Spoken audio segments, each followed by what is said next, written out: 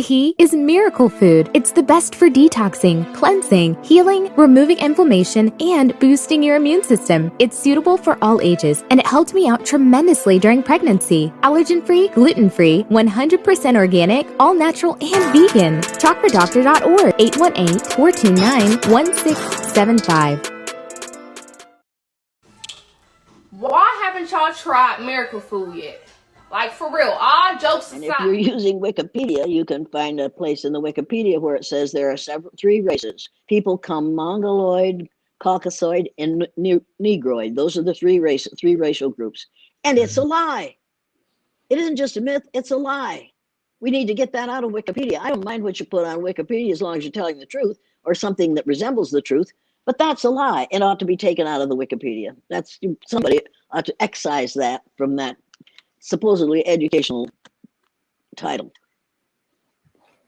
How do you feel about reparations for Black Americans and others, that especially in this country that had to deal with the atrocities of, people who classify themselves as white?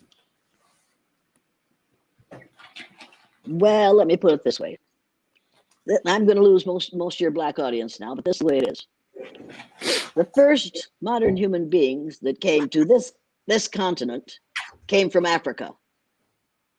And the people who are suffering the most from COVID are Native Americans who came from Africa.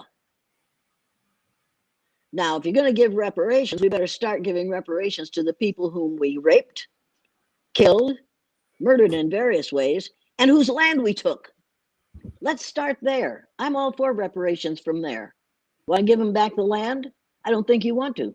I don't think you would stand for that for an instant. But you need to realize that they were the first Americans. We called them Indians because Columbus and other people didn't know where the devil they were. So they thought they were West Indies. They must be Indians. They weren't Indians. They aren't Indians. They'll never be Indians. They were from Africa, as we all were. So if we're going to start with reparations, let's make reparations to the first Black people who came to this continent. Let's start with those people we call First Nations, because they were the First Nations. I doubt very much that there are unless you're in prison, and that's our new form of slavery in this country, is the prison industrial system. You know it as well as I do. But if you aren't in prison, you're probably not being enslaved, and you're probably not living on a dirt floor without any electricity, without any running water, without any central heating or cooling or air, and 100 miles from a hospital. But there are lots of Native Americans who are living in that very situation. And now somebody's going to say, we gave them the land. We gave them a postage stamp size of the land. We did not give them anything. We stole from them and gave very little back. If you're going to do reparations, let's do reparations for those folks first. I'm all for that.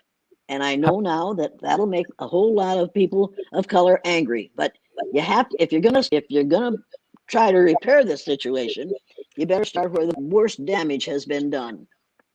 And what about the descendants of slavery? I think the descendants of slavery deserve some kind of reparations, but I think the descendants of the First Nations deserve some kind of reparations too. And I think you can't do it for one without doing it for the other. And which one are you going to start with? Because you see, we tried to enslave Native Americans, but they would run away and get into the nearest village, and we couldn't tell them apart, so we couldn't tell which ones we had tried to enslave, and they got away. So we didn't start slavery with Black people, what we call Black people in this country. We started it with Native Americans. And we also brought indentured servants here from other countries to act as servants until they had worked long enough to pay back what it cost to bring them here and what they should have been paid while they were working. So that slavery didn't begin with people from Africa in this country. It began first with Native Americans, then with white folks, then with people of color, then with Africans. We hear the word reparations being thrown around a lot, particularly in politics. And it looks like, I guess somebody got some information that Black people in America are looking for some reparations, because now we see that conversation. Well, would you offer it? Would you offer it? Would you offer it? Do you realistically see any type of reparation given to any anybody in this country as we see it. I think if you can prove that your people were one of those, was one of the families or a member of the family that was used unfairly, was enslaved, then that's one thing. But if you can't prove that, then that's another thing entirely. And I think practically every Native American in this country could prove it. How would we Because their prove? names. Well, How would they've got the. You can go through the. What? I'm sorry to cut you off. How will Black Americans prove that if records and things were destroyed and we don't really have any actual proof of that? How would we prove that? I don't know, and neither do you. But you can't prove it by just the fact that your skin is very dark, because there are a whole lot of people who came here not enslaved, who came with very dark skin. And there have been a whole lot of people come to this country without coming here as slaves. So my question would be, what's your motive? What was your motivation for teaching against racism when you first got started? Was it like a particular incident that got you, or was it just, your life growing up that got you to start teaching out against racism? What my father used to say to us when we were young, there were three daughters.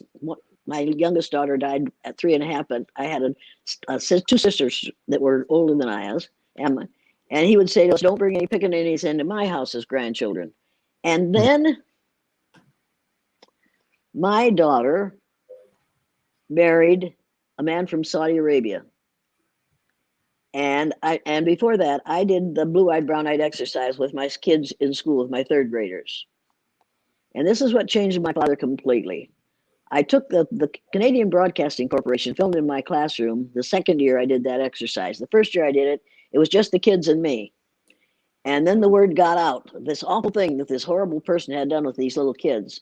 And I did this exercise the following year, and the Canadian Broadcasting Corporation sent a film crew to film it. They took that film, they edited the film down to half an hour and threw it into a film about Eskimos in Canada, and sent me a copy of the film. And I showed it to my parents in their home. And my father was sitting there in his blue bib overalls and his blue shirt with the sleeves rolled up to the elbow, and he was watching that film of those little white kids going through that exercise in racism, with the blue-eyed people being mistreated and the brown-eyed people being favored. He watched that for half an hour, and when it was over, he stood up, he took his red handkerchief out of the back pocket of his blue bib overalls, blew his nose, wiped his eyes, and said, "I wish somebody had taught me that when I was 9 years old." Now, I hadn't seen my father cry since I watched him cry after my little sister's death. But what he saw happening to those little kids, because of an exercise based on a physical characteristic over which they had no control, changed his idea about race and racism. At that moment, he said, "This has to stop." And he said to me later, when my mother was castigating me for doing such an awful thing to those children, he said, "Jane, you're sure you're right?" And I said, "Dad, I'm sure I'm right." He said, "Then by God, go ahead. Let the sons of bitches complain." And they complained. And they did worse than complain. The other teachers tried to get me fired every year because I was what I was doing with those children. Every year, 30% of the parents would call the principal before school started and say, "Don't put my kid in Elliott's classroom. I don't want my kid in Elliott's classroom." I'll never forget the person who called and said, "I don't want my kid in that N-word lover's classroom, but I want him to learn to read, so put him in there anyway." And he put him in there, and the kid learned to read, because I can do that. I can teach that chair to read if it had a mouth.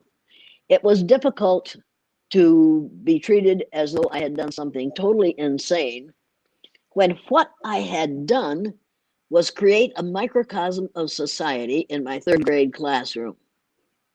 I did, for one day for the brown-eyed people and one day for the blue-eyed people, what we have done to people of color in this country for the last 300 years.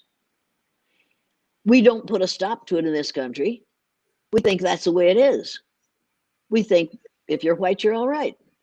We continue to do it. We continue to tolerate it. We continue to protect it. We continue to go along with it. We continue to hire teachers to do it. I've heard horrible things said in front of students by teachers who get hired the next year. It was the kinds of things that are said by coaches on some basketball courts and on some football fields and on some wrestling mats should never be allowed to be said. And the coaches who are saying them should be fired immediately, because you can't teach about racism if you're practicing it in the wrestling room, or in the locker room, or on the basketball court, or on the football field.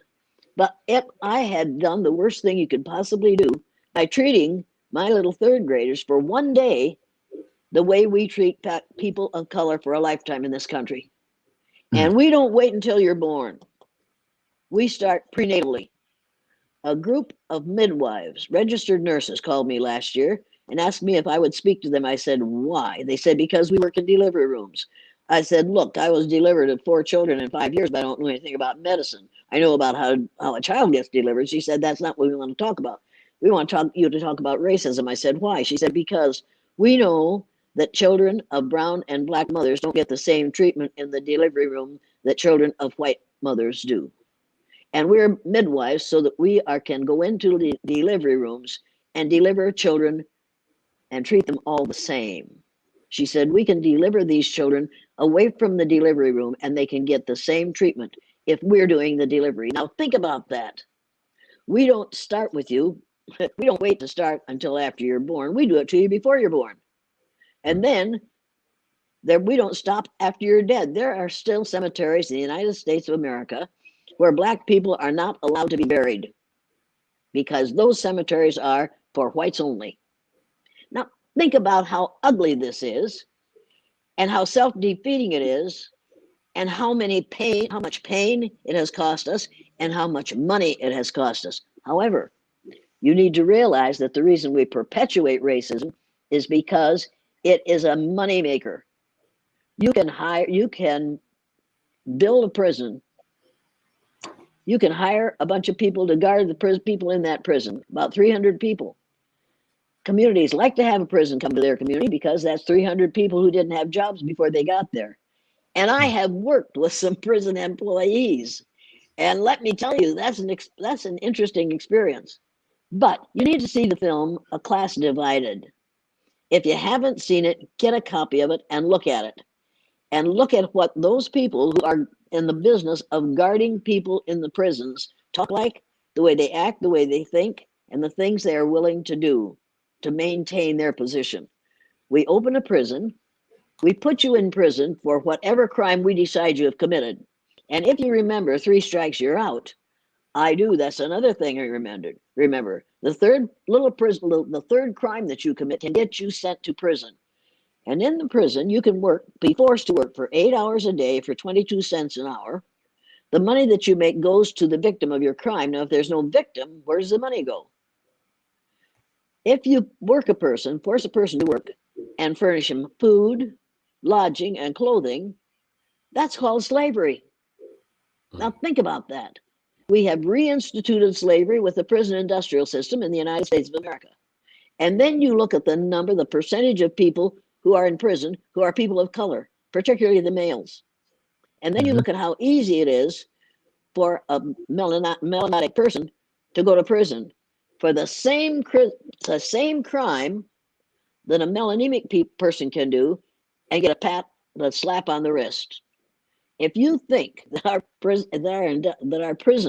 our justice system is just, you're wrong.